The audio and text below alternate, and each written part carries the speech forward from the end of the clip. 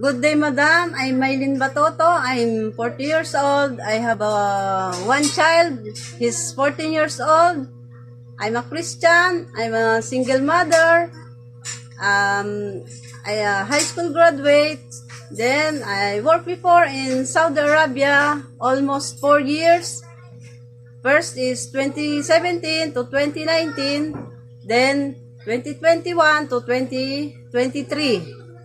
I stay here in almost 6 months. My first employer is engineer and teacher.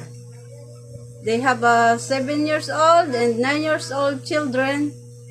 I will prepare their food. I will make sandwich, steam, vegetable, chicken biryani, chicken maklova,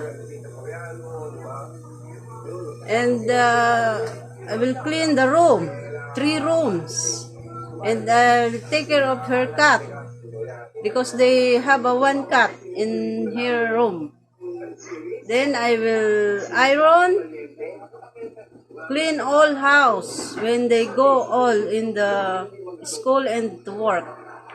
My second employer is retired teacher and retired police.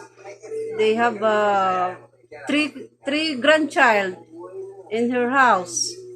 It's 6 months, 3 years, and 5 months. Then also I will prepare the food. I will make hot dog. I will make sandwich, and I will clean the car, and I will clean the whole house, clean the room, iron and wash the clothes.